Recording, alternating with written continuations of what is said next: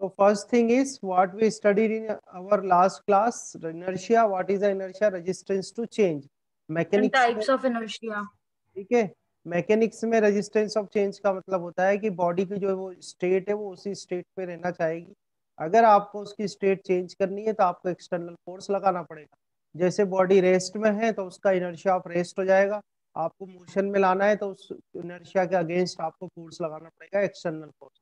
ऐसे ही कोई बॉडी अगर मोशन में है तो मोशन से अगर आपको उसको रेस्ट में लाना है, जैसे मान लो यूनिफॉर्म मोशन में है, वहां से उसको रेस्ट में लाना है, तो उसके पास जो इनर्शिया होगा वो इनर्शिया ऑफ मोशन होगा। तो आपको रेस्ट में लाना है तो आपको इस इनर्शिया के अगेंस्ट क्या है, फोर्स लगाना पड़ेगा, तभी वो रेस्ट में आएगी। ऐसे ही जो लास्ट होता है उसको बोलते हैं inertia of direction. Inertia of direction का मतलब है कि कोई भी बॉडी जो है वो किसी डायरेक्शन में अगर मोशन कर रही है तो वो उसी डायरेक्शन में ही मोशन करना चाहेगी। वो अपने आप अपने डायरेक्शन को चेंज नहीं कर सकती। अगर आपको डायरेक्शन को चेंज करना है तो आपको फोर्स, एक्सटर्नल फोर्स अप्लाई करना पड़ेगा, तभी उसकी डायरेक्शन जो है वो चेंज होगी। ठीक है, तो इस पर बेस्ड अपन इस क्लास में कुछ एग्जाम्पल्स देखते हैं। जैसे फर्स्ट एग्जाम्पल आपको यह विजिबल हो ही रहा है यहाँ पे। Excuse me, sir. Let's see here example. इस एग्जांपल में एक ग्लास है, this is a glass, okay, and there is a cardboard, और कार्डबोर्ड के ऊपर एक कॉइन रखा हुआ है। ठीक है, अगर इनिशियली हम बात करें, इनिशियली जो हमें ऑब्जर्व करना है वो किसको ऑब्जर्व करना है? ऑब्जर्व हमें करना है कॉइन को, कार्डबोर्ड को। ठीक है, कॉइन को और कार्डबोर्ड को ऑब्जर्व करना है। तो अगर हम इसकी इनिशियल स्टेट देखें, अगर हम इनिशियल स्टेट देखें, किसकी स्टेट देखें बेटा? स्टेट हम देखें कार्डबोर्ड की, कार्डबोर्ड की और कॉइन की। तो कार्डबोर्ड और कॉइन इनिशियली किस में है? रेस्ट में। कार्डबोर्ड और कॉइन इनिशियली किस में है? रेस्ट में है। तो ये जब रेस्ट में है तो इनके पास जो इनर्शिया होगा वो कौन सा इनर्शिया होगा? Inertia of rest. Inertia of rest. Inertia Inertia of of rest rest. समझ में आ रहा है? तो कॉइन और कार्डबोर्ड के पास क्या होगा? इनर्शिया ऑफ रेस्ट होगा। अब इनके पास इनर्शिया ऑफ रेस्ट है, तो रेस्ट से अगर आपको इनको मोशन में लाना है, रेस्ट से अपन को क्या लाना है? इसको मोशन में लाना है। तो रेस्ट से अगर आपको मोशन में लाना है तो हमारी कंडीशन क्या है कि एक्सटर्नल फोर्स अप्लाई करना पड़ेगा। ठीक है, हमें क्या करना पड़ेगा? एक्सटर्नल फोर्स अप्लाई करना पड़ेगा। तो आप देखें यहाँ पर एक्सटर्नल फोर्स अप्लाई करा, पर एक्सटर्नल फोर्स किस पे अप्लाई करा? कार्डबोर्ड पे अप्लाई करा। तो जो आपका कार्डबोर्ड है, जो अपना कार्डबोर्ड है, या अपन कह सकते हैं कि जो भाई अपना कार्ड है, तो कार्ड पे आपने एक्सटर्नल फोर्स अप्लाई करा। तो कार्ड पे जब एक्सटर्नल फोर्स अप्लाई करा तो वो रेस्ट से किस में आ जाएगा? बोलो, रेस्ट से किस में आ जाएगा? मोशन में आ जाएगा, नहीं आ जाएगा? पर जो आपका कॉइन है, कॉइन पर तो कोई एक्सटर्नल फोर्स अप्लाई हुआ ही नहीं। अभी अपन यहाँ पे फ्रिक्शन नहीं ले रहे हैं, सरफेस पे कोई फ्रिक्शन नहीं ले रहे, ठीक है ना? तो कॉइन पर तो कोई फोर्स अप्लाई हुआ ही नहीं। तो कॉइन पहले भी तो वो भी रेस्ट, रेस्ट पे. पहले भी रेस्ट में था और बाद में भी किस में ही रहेगा? रेस्ट में ही रहेगा, because of its inertia of rest. तो जैसे ही आप कार्डबोर्ड को क्या करते हैं, अपन फोर्स अप्लाई करते हैं, तो कार्डबोर्ड तो किस में आ जाता है? मोशन में आ जाता है। ठीक है, और क्योंकि कॉइन जो था वो इनर्शिया ऑफ रेस्ट में था, इनर्शिया ऑफ रेस्ट में होने के कारण कॉइन क्या होता है? उस ग्लास के अंदर फॉल हो जाएगा, coin falls into the glass. ठीक है, फिर तो तो सर वो मोशन करेगा. मोशन करेगा। क्यों? जब अपन अगर कार्डबोर्ड को फोर्स करते हाँ, हैं, अगर तो अपन फोर्स लग कार्डबोर्ड पे गया ना, एक्सटर्नल. जो कॉइन है, कॉइन पे ग्रेविटेशनल फोर्स तो लग ही रहा था ना। Yes sir. ग्रेविटेशनल फोर्स की वजह से वो मोशन में आ जाएगा। यानी कोई भी अगर एक्सटर्नल फोर्स अप्लाई होता है तो एक्सटर्नल फोर्स अप्लाई होने की वजह से, तो अगर वो सफिशिएंटली आपने अप्लाई करा है कि वो उसके इनर्शिया को ओवरकम कर ले, तो बॉडी जो है वो रेस्ट में है तो मोशन में आ जाएगी, और मोशन में है तो वो रेस्ट में आ जाएगी। ठीक है, एक्सटर्नल फोर्स जब अप्लाई करा है, और तो सर जैसे अपन ने. वो एक्सटर्नल फोर्स इतना होना चाहिए कि वो उसके इनर्शिया को ओवरकम कर ले, जो उस बॉडी का इनर्शिया है उसको ओवरकम कर। ठीक है ना? को आंसर करना है साथ साथ, तभी बात में यस मजा सर. आएगा और तभी ये चीजें डिस्कस हो पाएगी। नहीं तो ये तो लिखे हुए एग्जाम्पल, क्या है, रीड कर देंगे, बात खत्म हो गई। ठीक है, तो पहला एग्जाम्पल जो था, तो आप लोगों को चैट बॉक्स में भी आंसर करना है और वैसे भी आंसर करना है। ठीक है, तो जैसे यहाँ पर हम बात कर रहे हैं पहले एग्जाम्पल की, when a hanging carpet is beaten with a stick the dust particles start coming out of it. तो ऐसा क्यों होता है? क्योंकि इनिशियली जो डस्ट पार्टिकल है और जो कारपेट है वो दोनों रेस्ट में होते हैं, तो उनके पास इनर्शिया ऑफ रेस्ट होता है। पर जैसे ही आप उसको बीट करते हो, कारपेट को अपन बीट करते हैं स्टिक से, कोई लकड़ी से अपन पीटते हैं कारपेट को, तो क्या होगा? आपका कारपेट तो आ जाएगा मोशन में। पर जो आपके डस्ट पार्टिकल है वो क्या रहते हैं, रेस्ट में ही रहते हैं, क्योंकि उनके पास होता है इनर्शिया ऑफ रेस्ट। तो इस वजह से डस्ट पार्टिकल अलग हो जाएंगे किस पे से, कारपेट पे से।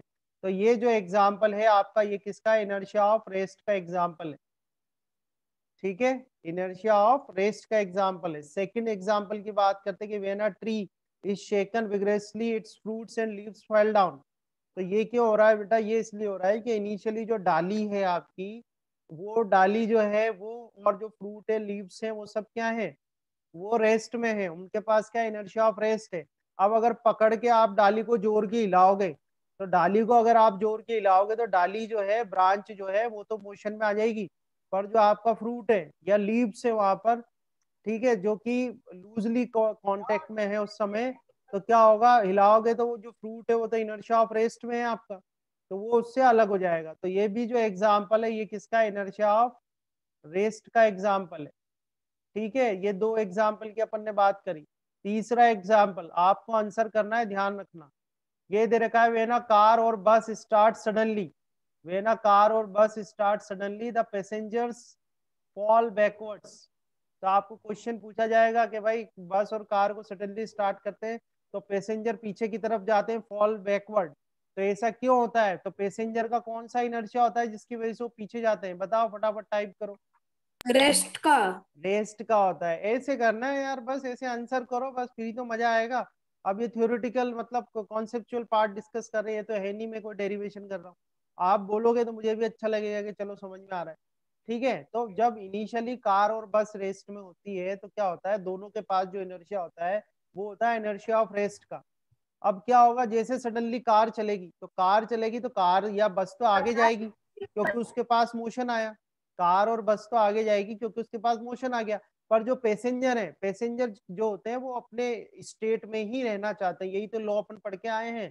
लॉ हमारा ये बोलता है कि भाई जो जैसा है वो वैसे ही रहना चाहेगा और उसकी स्टेट को चेंज करने का वो अपोज करेगा। तो पैसेंजर की जो बॉडी है जो कि रेस्ट में है, उसकी अगर स्टेट चेंज करनी है, आपको मोशन में लाना है, तो वो उसको अपोज करेगा। तो पैसेंजर क्या है, it his body wants to be remains in rest. तो इस वजह से उसको क्या करता है, पैसेंजर विल फॉल बैकवर्ड्स। तो ये भी एग्जांपल किसका हुआ, आपका इनर्शिया ऑफ रेस्ट का एग्जांपल हो गया। ठीक है, आगे बात करते हैं कि व्हेन अ रनिंग कार और a bus stop suddenly, stops suddenly, then passengers are jerked forward. ये हम बात करें, देखो बात वापस से पैसेंजर की ही हो रही है, बात वापस से क्या हो रही है, पैसेंजर की हो रही है। तो आपको क्या देखना है कि बस एंड कार जो है, पहले तो पहली जो स्थिति है उसकी फर्स्ट जो स्टेट है वो क्या है, इस केस में क्या लगता है आपको, इनिशियली जो इनर्शिया होगा पैसेंजर के पास, वो कौन सा इनर्शिया होगा, इनर्शिया ऑफ रेस्ट सर होगा या इनर्शिया ऑफ मोशन होगा, sir motion. Inertia of motion होगा। वेरी गुड, क्योंकि वो कार के साथ साथ मोशन कर रहा है, तो उसकी बॉडी भी किस में हो गई, इनर्शिया ऑफ मोशन में हो गई। अब इनर्शिया ऑफ मोशन में हो गई तो देखो चीजों को इस तरह से समझो, क्या वो इनर्शिया ऑफ मोशन में है, तो उसकी बॉडी ये चाहेगी कि वो मोशन में ही रहे, बॉडी क्या चाहेगी, वो मोशन में ही रहे। पर क्या होगा, जैसे ही ब्रेक लगा, तो ब्रेक लगा तो आपकी कार तो स्टॉप हो रही है, पर बॉडी जो है वो सडनली की बात हो रही है, ये ग्रेजुअली नहीं, सडनली। तो सडनली जैसे ही ब्रेक लगा तो कार तो आपकी स्टॉप हो जाएगी, पर जो आपकी बॉडी है वो क्या जाना, वो क्या करेगी, वो मोशन में ही रहेगी। तो मोशन में होने की वजह से जो पैसेंजर है वो क्या होगा, जर्क फॉरवर्ड, आगे की तरफ जर्क लगेगा उसको। तो इस वजह से आपने देखा होगा सीट बेल्ट लगा के रखते हैं। तो ये जो एग्जाम्पल है ये क्या हो गया, आपका इनर्शिया ऑफ मोशन का एग्जाम्पल हो गया।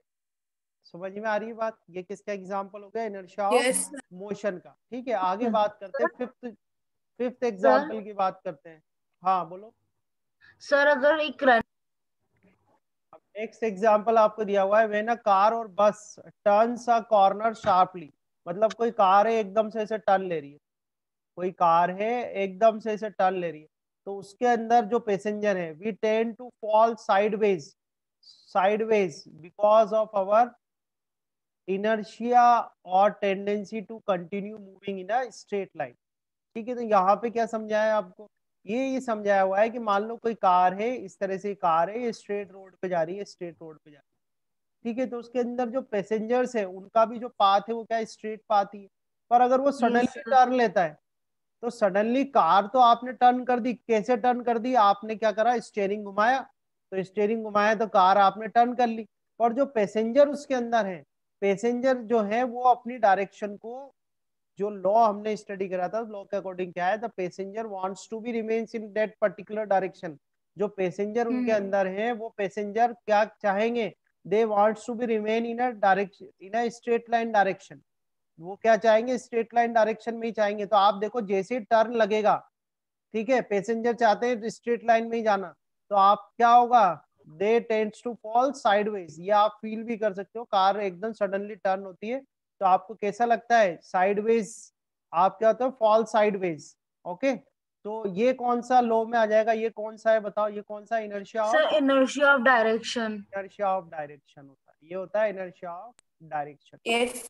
ठीक है, सो यहाँ पर कुछ एग्जांपल्स हमने डिस्कस करे हैं, और भी अभी मैं आपको कोई बुक जब सॉल्व कराऊंगा, बुक के एक्सरसाइज सॉल्व कराऊंगा, तो वहां पर और भी क्वेश्चंस आपको मिलेंगे, और आई होप कि आप वहां पर अच्छे से आंसर कर दोगे। अभी भी आपने अच्छे से ही आंसर करा है, सर पर आपको अंडरस्टैंडिंग आई या नहीं आई कि भाई रेस्ट क्या होता है, मोशन क्या होता है, डायरेक्शन क्या होता है, समझ में आया नहीं आया, सर बताओ। आ गई, आ ठीक गई है, sir.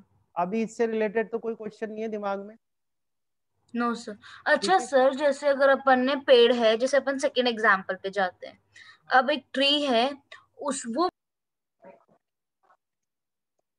So first of all we are starting this Newton's laws of motion. उसमें पहला जो लॉ है उसको बोलते हैं न्यूटन्स फर्स्ट लॉ, और न्यूटन्स फर्स्ट लॉ को बोलते हैं लॉ ऑफ इनर्शिया।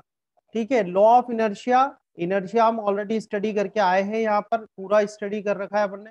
तो इसके जो एग्जाम्पल्स हैं वो फर्स्ट लॉ के एग्जाम्पल्स में आप कर सकते हो, ये सारे एग्जाम्पल्स आप फर्स्ट लॉ के लिए भी कर सकते हो, ठीक है ना। तो हम देखते हैं इसका स्टेटमेंट क्या है, क्योंकि जो भी लॉ होता है उसका कुछ ना कुछ क्या होता है, स्टेटमेंट होता है, जो कि आपको अच्छे से आना चाहिए। तो न्यूटन्स फर्स्ट लॉ का स्टेटमेंट क्या है, वो स्टेटमेंट में बता रहा हूँ आपको, कि according to Newton's first law.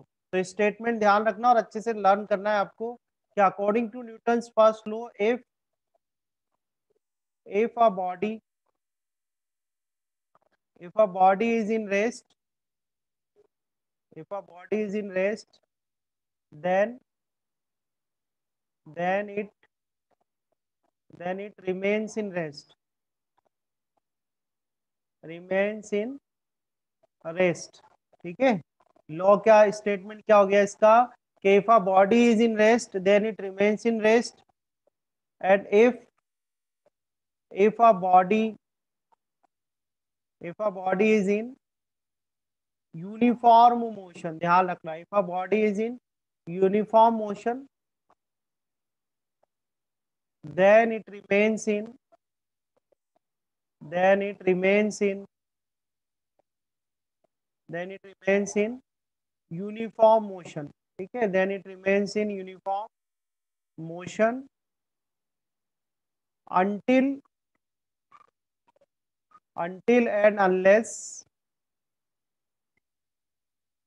until and unless any external force, any external force